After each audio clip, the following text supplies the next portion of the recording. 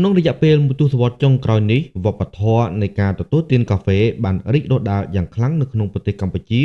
រហូតក្លាយជាភេសជ្ជៈប្រចាំថ្ងៃដែលមិនអាចខ្វះបានកត្តានេះបានជំរុញឲ្យដំណាំកសិឧស្សាហកម្មកាហ្វេនៅខេត្តមណ្ឌលគិរីកាន់តែមានសក្តានុពលខ្លាំងទាំងលើទិន្នផលនិងតម្លៃទីផ្សារនាយកព័ត៌មានគេហទំព័រឃ្លេខ្លឹមបានចុះពិនិត្យផ្ទាល់នៅចំការកាហ្វេមួយកន្លែងក្នុងភូមិពូលុងសង្កាត់រមនីក្រុងសែនមរំនាព្រឹកថ្ងៃទី5ខែមករាឆ្នាំ2026នេះដោយម្ចាស់ចំការបានបង្ហាញនូវក្តីសប្បាយរីករាយចំពោះទិន្នផលដែលទទួលបាន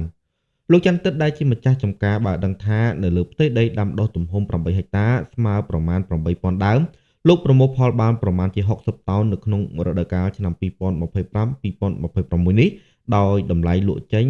4700រៀលក្នុង1គីឡូក្រាមប្រភេទផ្លែស្រស់បើតាមម្ចាស់ចំការតម្លៃ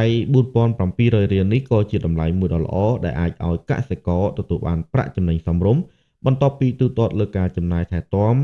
និងអាចមានលទ្ធភាពពង្រីកការដាំដុះបន្ថែមទៀតខេត្តមណ្ឌលគិរីត្រូវបានគេស្គាល់ថាជាតំបន់ដែលមានអំណោយផលបំផុតសម្រាប់ដំណាំកាហ្វេដោយសារទី1កត្តាដីជាប្រភេទដីក្រហមដែលមានជីវជាតិខ្ពស់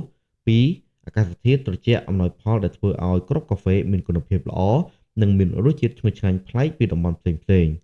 យោងតាមរបាយការណ៍មន្ទីរកសិកម្មរុក្ខាប្រមាញ់និងនេសាទខេត្តមណ្ឌលគិរីគិតត្រឹមឆ្នាំ2025ស្ថានភាពដាំដុះកាហ្វេក្នុងខេត្តមានវឌ្ឍនភាពគួរឲ្យកត់សម្គាល់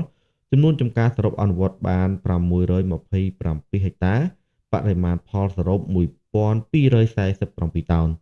តាមរយៈតួលេខនិងសកម្មភាពដាំដុះជាក់ស្ដែងនេះបង្ហាញឲ្យឃើញថាកសិករក្នុងខេត្តមណ្ឌលគិរីមិនត្រឹមតែដាំដុះសម្រាប់ផ្គត់ផ្គង់ទីផ្សារក្នុងស្រុកប៉ុណ្ណោះទេប៉ុន្តែគុណភាពកាហ្វេតំបន់ខ្ពង់រាបនេះក៏កំពុងវិលលោកទីផ្សារក្រៅប្រទេសផងដែរនេះគឺជាសញ្ញាវិជ្ជមានមួយសម្រាប់សេដ្ឋកិច្ចគ្រួសាររបស់ប្រជាពលរដ្ឋនិងសេដ្ឋកិច្ចខេត្តទាំងមូលតាមរយៈការកែច្នៃវិស័យកសិកម្មឲ្យទៅជាកសិទេសចរនាពេលអនាគត